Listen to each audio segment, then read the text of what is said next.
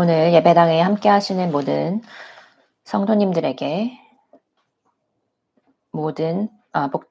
예배당과 또 교회 홀에서 함께 하신 모든 성도님들에게 복된 그리스도의 예수님의 이름으로 인사를 드립니다.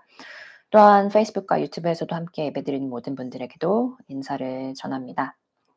오늘 설교의 주제인 안식일의 주인은 누가복음 6장 1절에서 11절에서 발췌하였으며, 이것에 대한 병행 구절은 마태복음 12장 1절에서 4절, 그리고 마가복음 2장 23절에서 3장 6절까지입니다.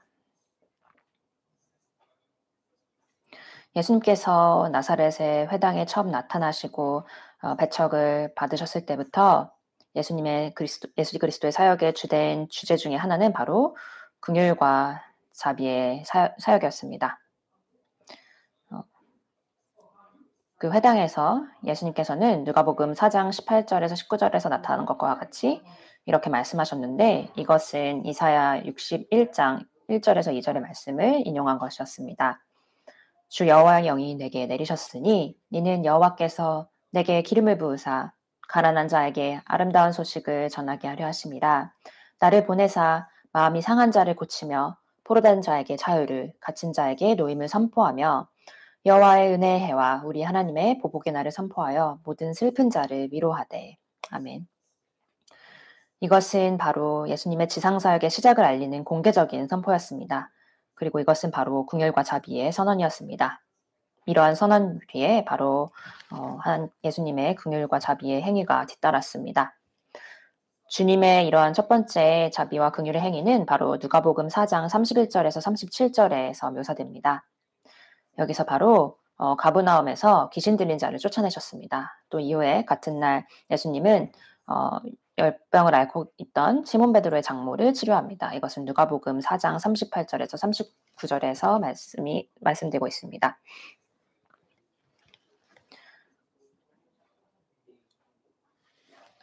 그리고 누가복음 4장 40절과 41절 나오는 것처럼 해질 무렵에 사람들이 온갖 병자들을 데리고 나오매 예수께서 일일이 그 위에 손을 얹으사 고치시니 귀신 들렸던 많은 병자들은 그날 구원을 받았습니다. 그리고 시몬, 야고보, 요한을 부르신 후에 예수님께서는 나병 환자를 고치셨습니다. 이것은 누가복음 5장 12절에서 16절에 나타납니다. 예수님은 그를 만지시고 고치심으로써 이 나병 환자를 불쌍하게 여기셨습니다. 다음으로 누가복음 5장 17절에서 26절을 보면 예수님은 시몬과 안드레의 집의 지붕을 통해서 예수님께 온 중풍병자를 자비롭게 용서하시고 고치셨습니다. 누가복음 5장 27절에서 31절에서는 예수님께서 레위 혹은 마태를 부르셨고, 또 이후에 바로 감사의 성별 연회를 이어갔습니다. 이것은 바로 자비와 긍휼의 잔치였습니다. 왜냐하면 바로 죄가 없으신 거룩하신 하나님의 아들이 죄인들과 함께 계셨기 때문입니다. 이 연회에서 바리새인들은 예수님께 죄인들과의 관계에 대해서 질문했습니다. 그리고 예수님은 바로 마태복음 9장 13절에서 기록된 호세아 6장 6절을 인용함으로써 그들을 상기시키셨습니다. 마태복음 9장 13절에 이렇게 말씀합니다. 너희는 가서 내가 긍휼을 원하고 제사를 원하지 아니하노라 하신 뜻이 무엇인지 배우라.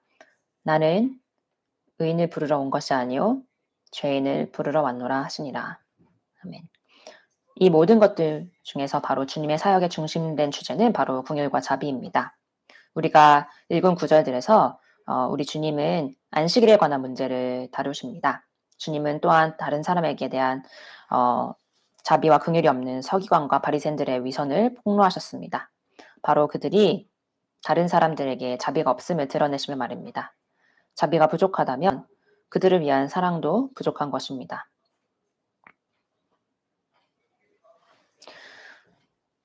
오래전에 저는 여러분에게 옛것과 새것이라는 주제로 누가복음 5장 33절에서 39절의 말씀을 가지고 설교를 전해드린 적이 있습니다. 누가복음 5장 39절 이후에 우리가 이 복음을 합치면 누가복음 6장 1절에 묘사된 대로 예수님은 밀밭으로 곧장 가지 않으셨습니다. 누가복음 5장 39절과 누가복음 6장 1절 사이에 예수님은 바로 유월절을 축하하기 위해서 예루살렘으로 가셨습니다. 그리고 거기에 계시는 동안 요한복음 5장 1절에서 18절에 나타난 대로 병자를 치료하는 기적을 행하셨습니다. 그러나 유대인들은 예수님께 화를 냈습니다. 왜냐하면 이러한 치료의 기적을 안식일에 행하셨기 때문입니다. 요한복음 5장 16절에서 18절은 이렇게 말씀합니다. 그러므로 안식일에 이러한 일을 행하신다 하여 유대인들이 예수를 박해하게 된지라. 예수께서 그들에게 이르시되 내 아버지께서 이제까지 일하시니 나도 일한다 하시매 유대인들이 이로 말미암아 더욱 예수를 죽이고자 하니 이는 안식일을 범할 뿐만 아니라 하나님을 자기의 친아버지라 하여 자기를 하나님과 동등으로 삼으심이로라.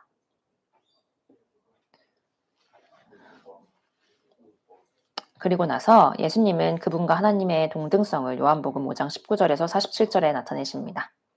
그 이후에 예수님은 갈릴리로 돌아가셨습니다.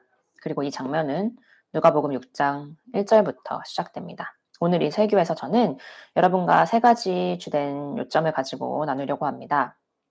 첫 번째로 안식일에 줌식을 모으는 문제. 이것은 누가복음 5장 1절에서 5절에 나와 있습니다. 두 번째는 안식일의 병고침의 문제. 누가복음 6장 11절에 나타난 것과 같습니다. 그리고 세 번째로 이 성경 구절로부터 얻는 교훈입니다. 저는 첫 번째로 갈등의 계기가 된 안식일에 음식을 모으는 문제에 대해서 나누도록 하겠습니다. 1절부터 살펴보도록 하겠습니다. 안식일에 예수께서 밀밭 사이로 지나가실새 제자들이 이삭을 잘라 손으로 비비어 먹으니. 아멘. 한 안식일에 예수 그리스도와 그분의 제자들은 다시 갈릴리로 왔습니다. 그들은 갈릴리 바닷가 근처에 밀밭을 지나고 있었습니다. 마태복음에 의하면 제자들은 배가 고팠습니다. 바로 이것은 마태복음 12장 1절에 나타납니다. 그리고 그들은 이삭을 잘라 손으로 그것을 비벼 먹었습니다. 복음서의 저자들은 예수님께서 배가 고프셨다거나 그 곡식을 드셨다는 것을 나타내고 있지는 않습니다. 그리고 누가복음은 바로 이 첫 번째 안식일 이후로 두 번째라고 하는 말씀의 다른 어떤 곳에서도 나타나지 않는 특정한 구절을 사용하였습니다. 마태복음과 마가복음은 그냥 단지 이것을 안식일에라고 표현합니다. 여기 누가복음 6장 1절에서 사용된 헬라 구절은 사실 두 번째 첫 안식일이라고 하는 것입니다. 이 표현은 많은 주석가들 및 심지어는 초대교회의 어떤 교부들까지도 혼란스럽게 했습니다. 헨리 파이크라는 한 주석가는 이러한 표현을 다음과 같이 설명했습니다. 첫째 안식이라는 표현은 주님께서 최근에 지킨 6월절 안식일을 가리킵니다. 이 두 번째 안식일은 실제 첫 번째 6월절 안식일 이후여야 했습니다. 바로 율법은 대6월절이 끝날 때까지 어느 유대인도 생이삭 혹은 곡물 이삭을 먹는 것을 분명히 금했기 때문입니다. 이것은 레위기 23장 14절에 나타납니다. 첫 번째 안식이라는 설명이 무엇이었든 간에 제이시 라일의 말에 주목해 보시기를 바랍니다. 인용하겠습니다. 이것에 대한 모든 설명은 추측을 하는 것보다 낫습니다. 다행스럽게도 이 질문은 어떤 교리의 요점에도 영향을 미치지 않고 안전하게 혼자 남겨둘 수 있는 질문입니다. 따라서 이것을 이대로 두는 것이 좋겠습니다. 레위기 23장 14절에서는 대6월절이 지나고 날 때까지 곡식 이삭 먹는 것을 금하는 반면에 유대인의 율법에는 배고픈 자를 위한 은혜로운 규정이 있었습니다. 신명기 23장 24절에서 25절은 이렇게 말씀합니다. 내 이웃의 포도원에 들어갈 때에는 마음대로 그 포도를 배불리 먹어도 되느니라. 그러나 그릇에 담지는 말 것이요. 내 이웃의 곡식밭에 들어갈 때에는 내가 손으로 그 이삭을 따도 되느니라. 그러나 내 이웃의 곡식밭에 낫을 대지는 말지니라. 아멘. 이것이 의미하는 바는 만일 배고픈 사람이 포도밭이나 곡식밭에 오면 그 사람은 자신이 그 자리에서 먹을 만큼의 양만 손으로 딸 수 있으며 이후에 먹으려고 주머니나 가방에 넣어서 가져가거나 서 있는 옥수수를 자르기 위해서 어떠한 서 있는 곡물들을 자르기 위해서 어떠한 도구도 사용해서는 안 된다는 것을 의미합니다. 그러므로 제자들은 다른 사람의 곡식을 가져간 것에 대해서 죄가 없습니다. 여기서 콘이라고 영어 표현으로 사용된 이 단어는 사실은 옥수수를 말하는 것이 아니라 밀, 보리, 호밀 또는 다른 곡물 등의 일반적인 곡식을 나타내는 단어입니다. 이때가 주로 4월이었던 6월절 이후였으므로 아마도 제자들은 보리를 먹었을 것으로 추측됩니다. 하나님의 율법, 즉 십계명의 네 번째 계명은 특별히 안식일에 일하는 것을 금하고 있습니다. 출애굽기 20장 9절 10절에서는 이렇게 말씀합니다. 엿새 동안은 힘써 내 모든 일을 행할 것이나 일곱째 날은 내 하나님 여호와의 안식일인즉 너나 내 아들이나 내 딸이나 내 남종이나 내 여종이나 내 가축이나 내 문 안에 머무는 객이라도 아무 일도 하지 말라. 아멘.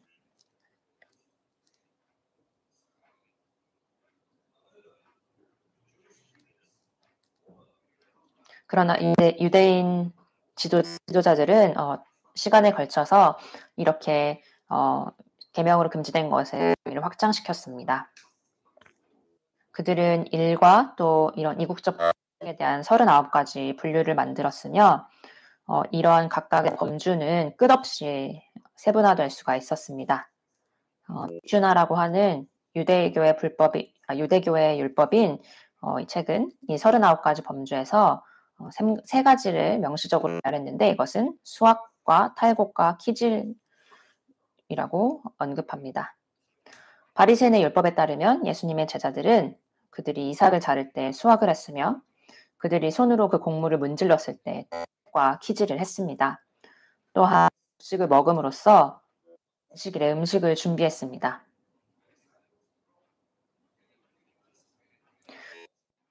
제자들은 사람이 만든 이런 말도 안 되는 법을 어기게 되었으며 이로 인해 바리새인들은 분노했습니다. 그러므로 누가복음 6장 2절은 이렇게 말씀합니다. 어떤 바리새인들이 말하되 어찌하여 안식일에 하지 못할 일을 하느냐. 아멘.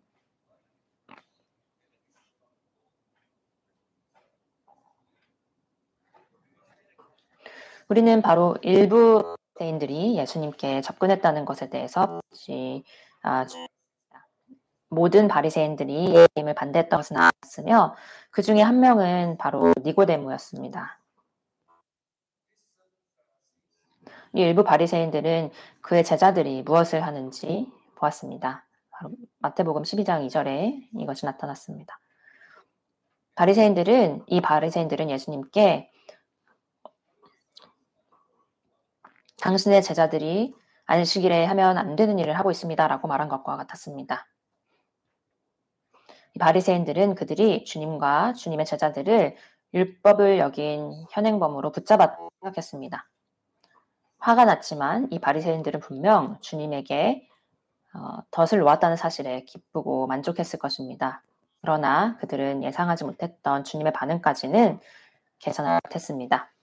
예수님은 바리새인들에게 교훈을 가르치셨습니다. 주님의 반응은 지혜로 가득 찼습니다. 그리고 이것은 바리새인들이 예상하지 못한 것이었습니다.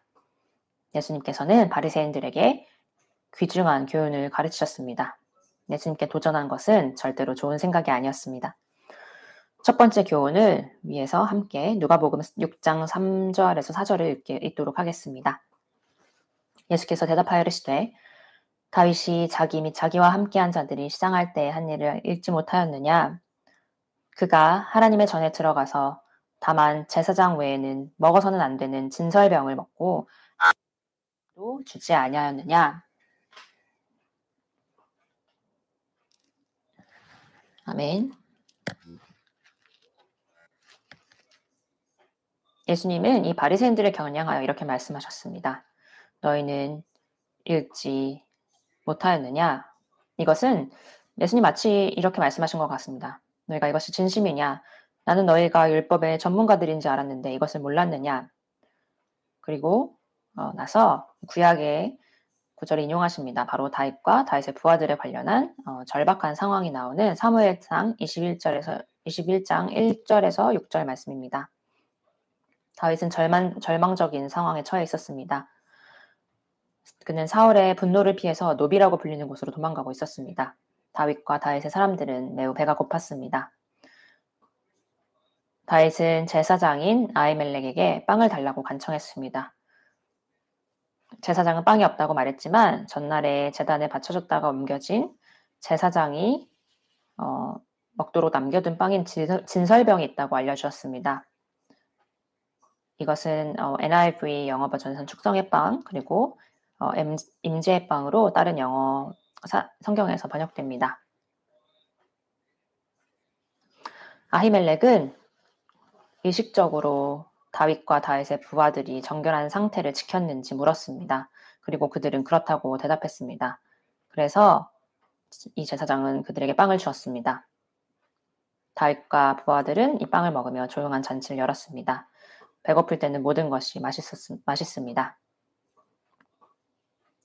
마가는 사무엘상에서와 같이 아히멜렉이 아니라 대제사장 아비아달이라고 마가복음 2장 26절에 이름을 지었음을 주목하시기 바랍니다. 누가와 마태는 이 제사장의 이름을 밝히지 않았습니다. 사무엘상 21장 1절에서 아히멜렉이 바로 대제사장이었습니다. 그러나 아비아달은 바로 아히멜렉의 아들이었습니다. 이것은 사무엘상 23장 6절에서 나타납니다. 한 성경 주석가의 말을 인용하도록 하겠습니다. 마가가 아비아달의 날에라고 표현한 가능한 이유 중에 하나는 아히멜렉보다 아비아달이 더 잘 알려졌기 때문입니다. 대제사장의 아들은 그의 후계자로 여겨졌으며 그의 직무에 종종 함께했습니다. 그러므로 그의 아버지가 살아있는 동안에도 그를 대제사장으로서 지명하는 것은 잘못된 것이 아니었습니다. 특히 그가 그 이후에 그 이름으로 알려졌기 때문입니다. 그러므로 마가가 아비아달을 대제사장으로서 마치 그의 아버지 아히멜렉의 직분에 있었던 것 같이 부르는 것은 불일치가 아닙니다. 이것은 당시 사람들에게 받아들여지고 이해되어진 일반적인 제사장적 절차였습니다. 그리고 나서 주님은 마태가 기록하는 또 다른 질문을 바리새인에게 던집니다. 마태복음 1절에서 7절 말씀입니다. 또 안식일에 제사장들이 성전 안에서 안식을 범하여도 죄가 없음을 너희가 율법에서 읽지 못하였느냐? 내가 너희에게 이르노니 성전보다 더 큰 이가 여기 있느니라.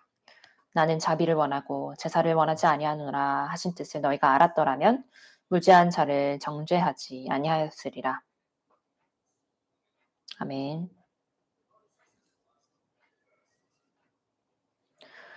예수님은 바리새인들에게 물으셨습니다. 율법을 읽지 아니하였느냐? 예수님은 이번에 율법이라고 구체적으로 말씀하셨습니다. 예수님은 어떻게 성전의 제사장이 안식일을 더럽히고 흠이 없다고 말할 수 있느냐라고 말하셨습니다. 예수님께서 성전의 제사장이 안식일을 더럽힌다라는 말씀을 하셨을 때 그분은 인수기 28장 9절에서 10절에서와 같이 안식일에 동물을 도살하고 희생제물을 드리는 것을 포함하는 의무가 있는 제사장들의 행위에 대해서 말씀하고 계신 것입니다. 예수님께서는 매 안식일마다 성전을 섬기는 제사장들이 일을 해야 한다는 것을 그들에게 상기시켜 주셨습니다. 안식일에 그들이 이 일을 하지 않는다면 누가 희생제물을 위해서 동물을 도살하겠습니까? 그리고 나서 주님은 이렇게 더하셨습니다. 내가 너희에게 이르노니 성전보다 더 큰 이가 여기 있느니라. 나는 자비를 원하고 제사를 원하지 아니하노라 하신 뜻을 너희가 알았더라면 무죄한 자를 정죄하지 아니었으리라. 아멘. 이 말씀은 마태복음 12장 16절 7절의 말씀입니다.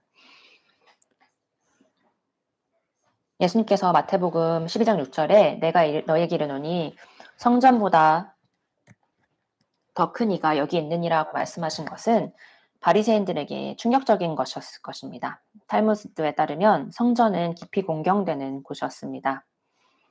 이곳은 세상의 빛과 눈이라고 선언되는 곳이었습니다. 바리새인들은 속으로 이렇게 말하며 약이 올랐을 것입니다. 어떻게 감히 이 천한 갈릴리 목수가 곡식밭에서 이렇게 불경스러운 말을 할 수 있는가? 주님께서 말씀하신 것은 간단한 것이었지만 사실이었고 압도적인 것이었습니다. 주님께서 의미하신 것은 만약 제사장이 안식일에 백성들을 위하여 봉사하는 목적으로 그들의 의무를 수행하도록 허락된다면 성전보다 더 크신 분의 제자들이 그날의 배고픔을 채우는 것이 얼마나 더 허락되어야 하겠는가라는 것이었습니다. 그리고 나서 주님께서는 12장 7절에 나는 자비를 원하고 제사를 원하지 아니하노라 하신 뜻을 너희가 알았더라면 무지한 자를 정죄하지 아니었으리라고 덧붙이셨습니다.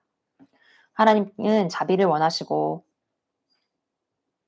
제사를 원하지 아니하시며 모든 인간의 기본적인 필요가 엄격하고 냉정한 율법주의에 종속되어서는 안 된다는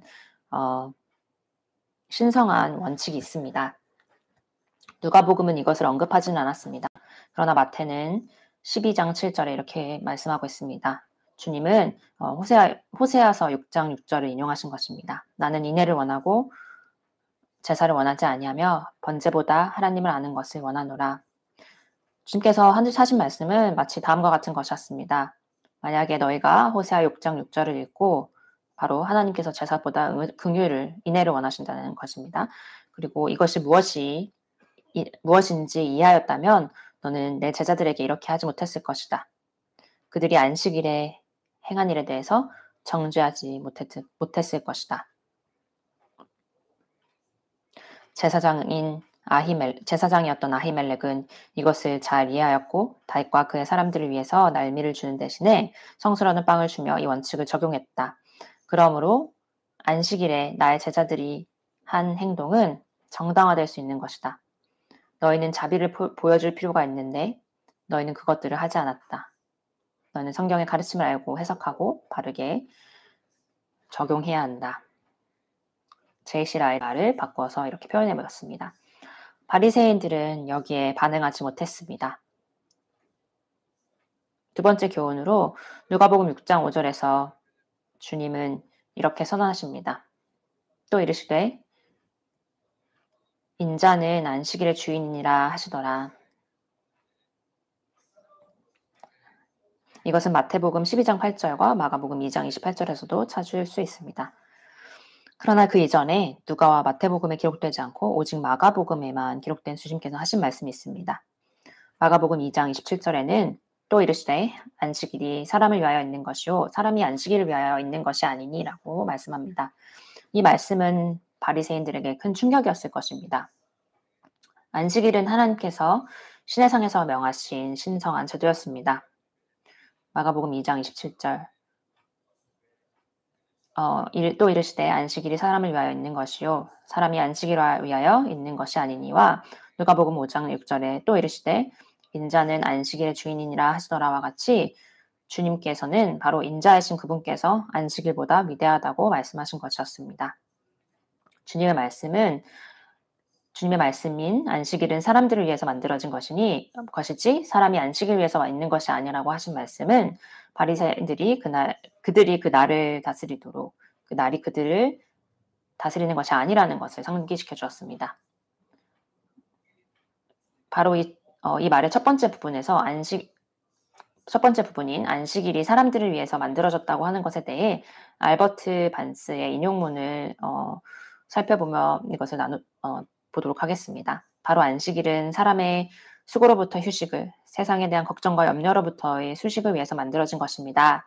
바로 사람의 세상의 걱정으로부터 벗어나 영원의 것으로 주의를 돌릴 기회를 안내하도록 말입니다. 그리고 이 말의 두 번째 부분인 안식일을 위한 사람이 아닌이라는 표현은 안식일을 지키는 것이 바로 개인의 필수적인 요구사항을 방해하거나 건강에 해기를 끼치도록 고안된 것이 아니라는 것을 의미합니다. 이것은 바로 바리새인들에게 예수님께서 하나님이시라는 것을 말씀하시는 것이었습니다. 그러므로 예수님은 다윗보다 위대한 사람이었습니다. 만약 다윗이 비난을 받지 않고 이 율법을 능가하였다면 위대한 다윗의 자손이신 바로 메시아는 얼마나 더 그렇게 할 수 있겠습니까? 켄트 휴의 인용문이었습니다. 예수님께서 또한 안식일의 주인이라고 하셨을 때 그분은 어떤 변화를 만든다거나 율법의 네 번째 계명을 폐한다는 것을 의미하지 않으셨습니다. 여기서 안식일의 주인이라고 말씀하신 것으로 의미하신 것은 안식일을 유대인의 전통에서 건져내고 안식일 준수에 대한 어떤 미신적인 견해로부터 그것을 보호하면서 이것이 항상 지켜져야 했던 진정한 정신과 방식을 보여주기 위함이었다는 것입니다. 이것은 제시 라엘의 말을 인용한 것입니다. 다시 말해서 예수님은 바로 그분이 안식일의 규례와 규율을 주관하시고 권위가 있으신 분임을 선포하신 것입니다. 또다시 알켄트 휴스의 말을 인용하겠습니다. 예수님께서 안식일의 주인이시라는 의미를 확장하면 그분이 바로 안식일에 주어져야 하는 모든 것, 즉 평화, 휴식, 회복, 친교, 이 모든 것을 그분의 인격 안에 공급하시기 때문에 그분이 안식일이라는 말의 의미가 그곳에 있는 것입니다. 이 세 복음서 모두에는 이 서기관과 바리새인들과 예수님께서 말씀을 끝내신 이후에 어떤 일이 발생했는지에 대한 기록이 없습니다. 주님께서 아마도 그것은 어떤가라고 말씀하실 수도 있습니다. 이것에 대해서 그들은 아마 대답할 수 없었을 것입니다. 그들은 침묵과 분노 가운데 있었습니다. 바리새인들이 반응하지 않았기 때문에 예수님과 제자들은 마태복음 12장 9절의 상반절에서 나온 바와 같이 거기에서 떠났습니다. 이제 우리는 치유에 관한 갈등이 있었던 다음 안식일에 대해서 나눠보도록 하겠습니다. 누가복음 6절에서 7절 말씀을 함께 읽도록 하겠습니다.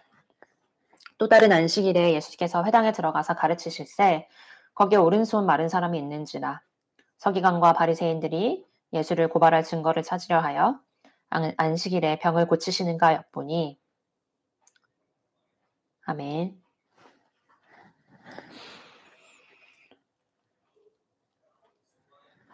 누가는 여기서 또 다른 안식일에 발생한 사건에 대해서 묘사합니다. 아마도 이것은 가버나움에서 발생했을 것입니다.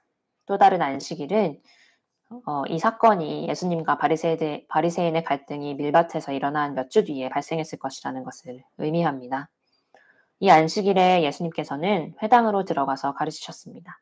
예수님께서는 습관처럼 안식일에 회당에 가셨습니다. 이 회당에는 오른손이 마른 사람이 있었습니다. 의사였던 누가만이 이 사람의 오른손이 말랐다는 것을 알아차렸습니다. 성경 사전에서 이것을 인용한다면 신약에서 마른 손은 아마도 우리가 사는 이 현대사의 소아마비를 말하는 것으로 보입니다. 이것은 하나 또는 하나 이상의 사지를 일반적인 건강에 손상을 입히지 않고 쪼그라들고 힘없게 만듭니다. 마른 손은 단지 쓸모없는 손을 말하는 것이 아닙니다. 이것은 상지 전체를 의미하는 것이었습니다. 이러한 사람은 자신의 몸을 씻는다거나 옷을 입는 데 있어서 어려움을 겪었을 것입니다. 옛날에 이러한 사람들은 사회에서 업신여겨지거나 괴롭힘을 당했을 수 있으며 일자리를 갖기도 어려웠을 것입니다. 이날 회당에 어떠한 이상한 일이 벌어졌습니다. 누가는 서기관과 바리새인이 주님께 도전했다는 것을 밝힙니다.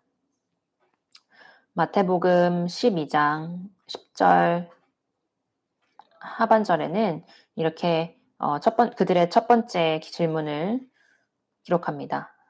사람들이 예수를 고발하려 하여 물어 이르되 안식일에 병 고치는 일이 옳으니까? 아멘. 그들은 예수님께서 안식일에 병자를 고치시는지 알기를 원했습니다. 그리고 나서 누가는 7절에서 이렇게 말씀합니다.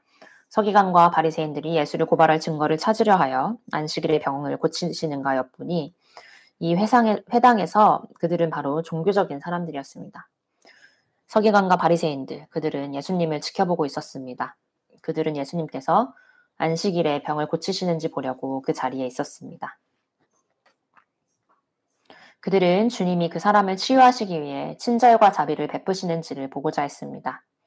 이유는 그들이 그 사람이 낫기를 바라서가 아니라 예수님을 고발할 증거를 찾기 위해서였습니다. 이 서기관들과 바리새인들은 불친절하며 무자비했습니다. 고통받는 사람에 대한 사랑이 없었습니다. 그들의 목표는 주님을 함정에 빠뜨리는 것이었습니다. 예수님은 마태복음 5장 7절에서 이렇게 말씀하셨습니다. 긍휼히 여기는 자는 복이 있나니 그들이 긍휼히 여김을 받을 것이니요. 아멘. 알켄트 유스의 말을 인용합니다. 자비로운 영혼은 바로 자비를 받았다는 표시입니다. 자비롭지 않은 영은 자비를 경험하지 못했다는 표시입니다. 여러분이 얼마나 종교적이든지 다른 사람에 대한 복지에 대해서 신경 쓰지 않거나 잃어버린 자들에 대한 구원에 대한 관심이 없다면 당신도 잃어버린 자입니다. 서기관과 바리새인은 자비를 경험하지 못했고 그들은 불행한 사람에 대한 자비도 없었습니다. 다음에 무슨 일이 일어났습니까? 누가복음 6장 8절에서는 이렇게 말씀합니다. 함께 읽도록 하겠습니다.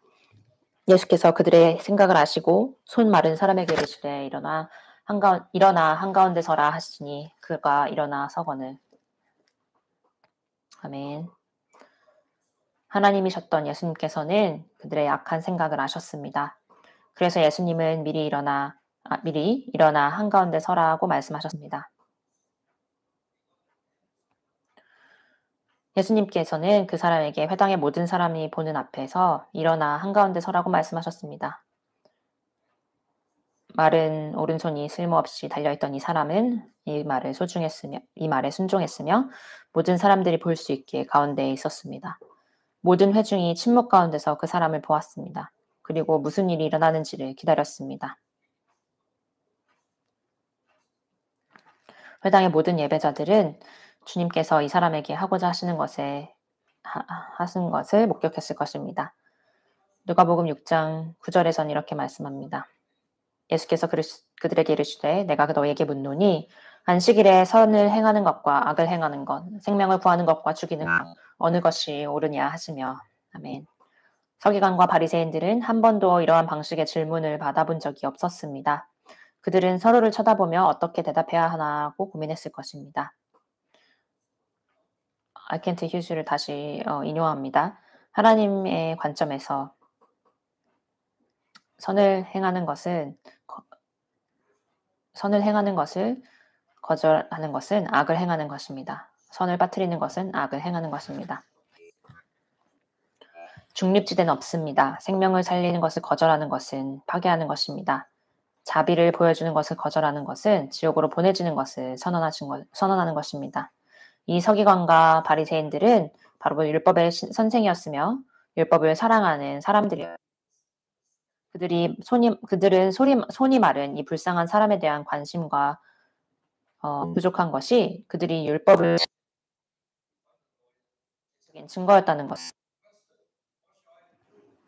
우리는 누가복음 10장에서 어떤 율법 교사가 예수님을 시험하고자 하는 것을 찾을 수 있습니다. 그는 선생님, 내가 무엇을 하여야 영생을 얻으리까? 라고 묻습니다. 그리고 나서 율법은 26절에서 율법에 어떻게 기록되어 있는지 읽어보라고 말씀하십니다. 그리고 이 율법 교사는 27절에 이렇게 대답합니다. 대답하여 이르되 내 마음을 다하며 목숨을 다하며 힘을 다하며 뜻을 다하여 주 너의 하나님을 사랑하고 또한 내 이웃을 내 자신같이 사랑하여 하였나이다. 아멘. 예수님은 이렇게 대답하셨습니다. 내 대답이 옳도다. 이를 행하라. 그러면 살리라 하시니. 아멘. 여기서 알켄트 휴즈의 말을 또 인용하면 율법을 지키는 것 그리고 영생은 여러분이 가진 모든 것으로 하나님을 사랑하고 이웃을 사랑하는 것에 달려 있습니다.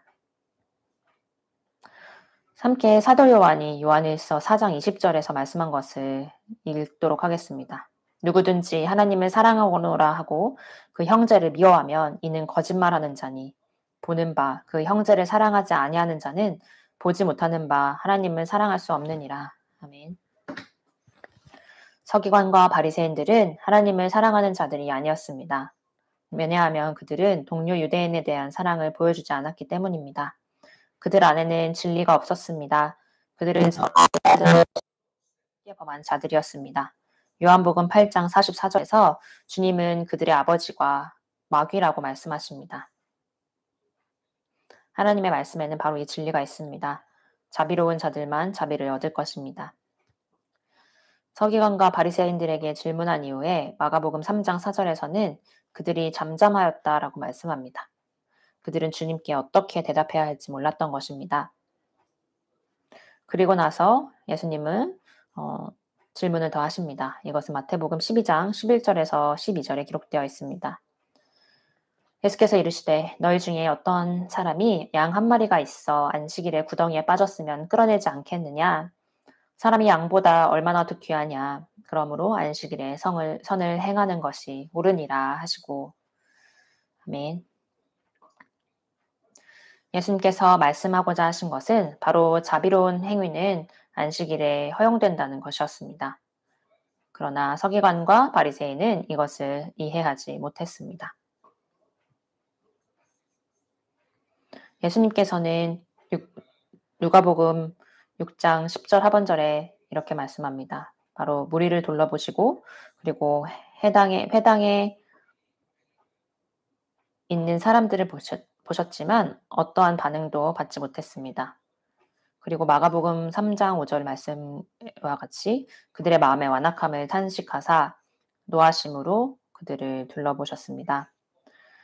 그리고 이후에 누가복음 6장 10절 하반절에 말씀하시는 것처럼 그 사람에게 이르시되 내 손을 내밀라 하셨고 그가 그리하매 그 손이 회복되었습니다. 놀란 예배자들 앞에서 이 오른손이 마른 사람은 변하기 시작했습니다. 손이 길어졌고 커지고 감각과 모양 그리고 색이 돌아왔습니다. 그리고 정상적으로 움직여지기 시작했습니다. 충격과 기쁨이 이 사람의 얼굴에 나타났습니다. 그리고 또한 이 안식일의 예배자들에게도 나타났습니다. 어떤 이들은 서기관과 바리새인의 마음이 변했을 것이라고 생각할 수도 있습니다. 그러나 예수 그리스도를 믿는 대신에 하나님을 찬양하는 대신에 그의 치료를 축하해 주는 대신에 그의 기쁨을 나누는 대신에 누가복음 6장 11절은 이렇게 말씀합니다. 11절은 이렇게 말씀합니다. 그들은 노기가 가득하여 열수를 어떻게 할까 하고 서로 의논하니라. 아멘. 이러한 기적에도 불구하고 서기관과 바리새인들은 그들의 위선에 대한 예수님의 대답할 수 없는 질문에 대해서 대답할 수 없었고 이들은 분노에 인정 없는 상태에서 밖에 나가서 어떻게 예수님을 죽일까 의논했습니다. 바로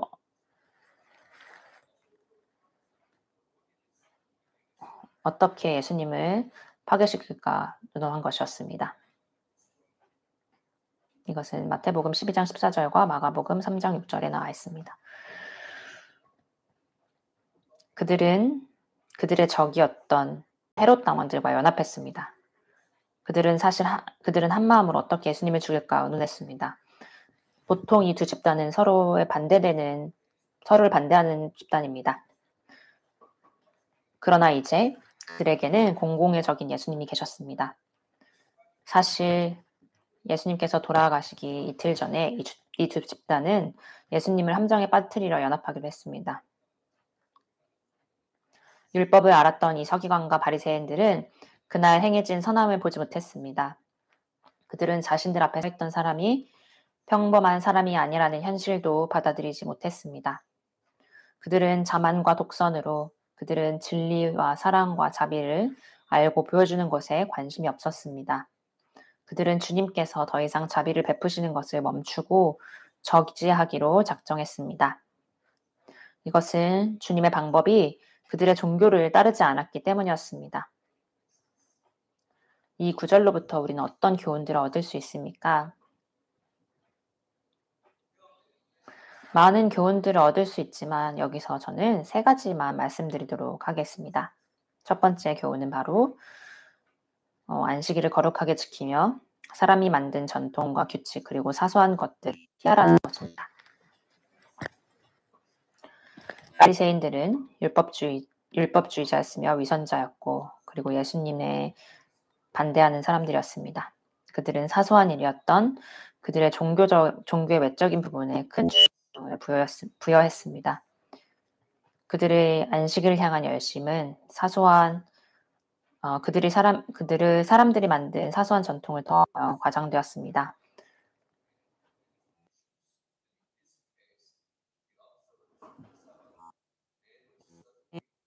만일 사람이 만든 전통의 위반을 찾았었다면 이 경우에 안식일을 지키는 것으로 그들은 분명 소란을 일으키고 잘못을 찾았을 것입니다.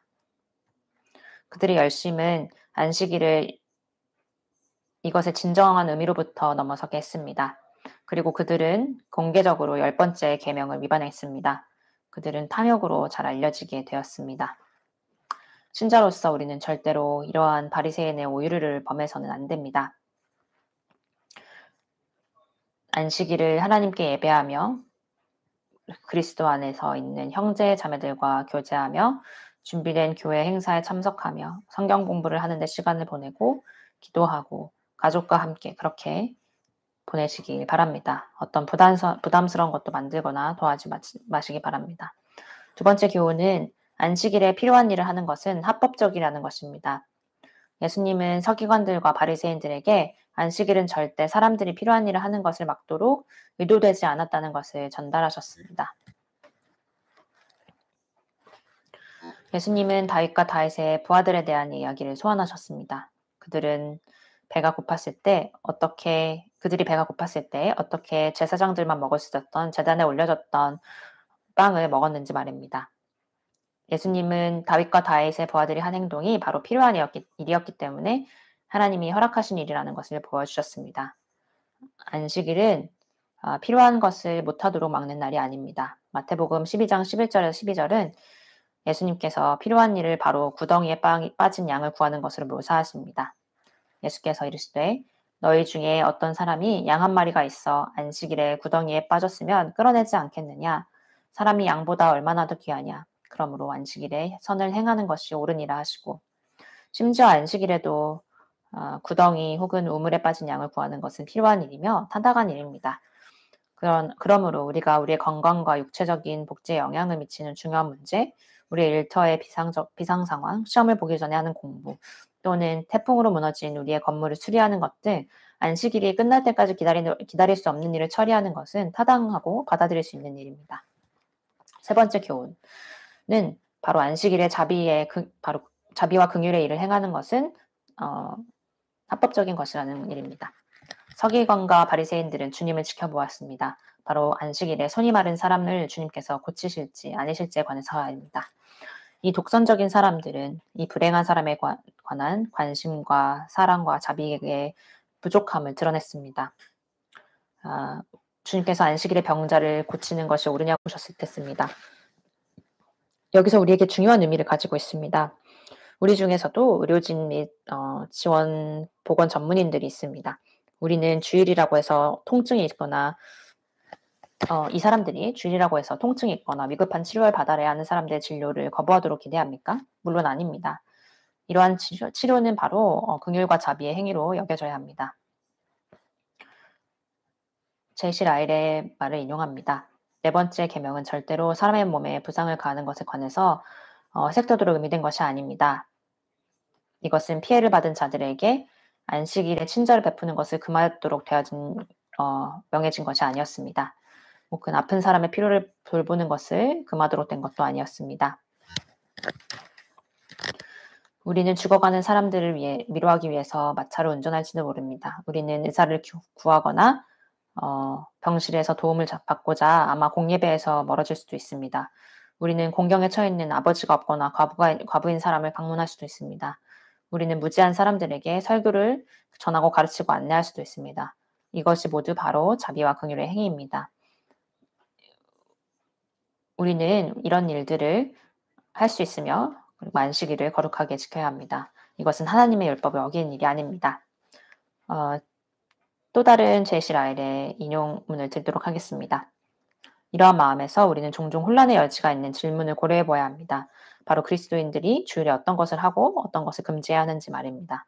주일에 할 필요가 없는데 주일에 의도적으로 어떤 세상적인 일들을 하도록 지정하고 이것을 바로 주일 전에 쉽게 되어질 수 있었던 일이라면 이것이 바로 네 번째 계명을 명백히 위반하는 것입니다.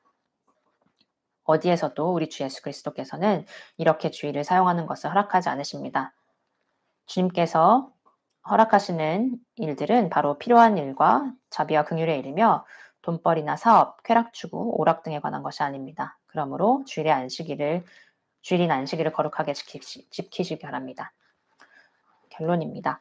마태와 마가, 누가는 모두 예수님께서 두 안식일 날에 서기관과 바리새인들로부터의 어떻게 반대에 부딪혔는지에 대해서 기록하고 있습니다. 첫 번째 안식일에 예수님과 제자들은 밀밭에 나갔습니다. 그들은 배가 고팠으며 그들을 이삭을 자르고 먹고 그것들을 손으로 비볐습니다. 바리새인들에게는 그들이 안식일에 해서는 안 되는 일을 하고 있었습니다. 주님은 바리새인들에게 하나님의 말씀을 인용하며 다윗과 그의 부하들이 사울에게 쫓겨났을 때 행한 일과 제사장들만 먹을 수 있는 진설병을 어떻게 먹었는지를 인용하며 응답하셨습니다. 주님은 바리새인들에게 안식일에 필요한 일을 하는 것은 허락된 일이라는 것을 상기시켜 주셨습니다. 그리고 주님은 인자가 안식일의 주인이라는 것을 선포하셨습니다. 예수님은 그렇게 말씀하시며 바로 안식일의 규례에 권위가 있으신 분임을 선포하신 것이었습니다. 두 번째 안식일에 예수님은 회당에 계셨습니다. 그리고 예수님은 오른손이 마른 자를 고치셨습니다. 서기관과 바리새인은 예수님께서 안식일에 이 사람을 치료하는 것을 지켜보았습니다. 바로 예수님을 고발할 증거를 찾기 위해서였습니다. 그들은 예수님께서 그 사람을 고치셨을 때 분노로 가득 찼습니다. 그들은 어떤 자비와 긍휼과 사랑도 보이지 않았습니다. 그들에게 주님께서 가르치신 것은 바로 주님께서 긍휼과 자비의 행위를 허락하셨고 이것은 안식일에 허용되는 일이라는 것이었습니다. 이 두 안식일에 관한 교훈을 통해서 우리가 어떻게 주일을 보내고 거룩하게 지켜야 하는지에 대한 가르침을 얻기를 바랍니다. 하나님께서 여러분 모두를 축복하시기를 바랍니다.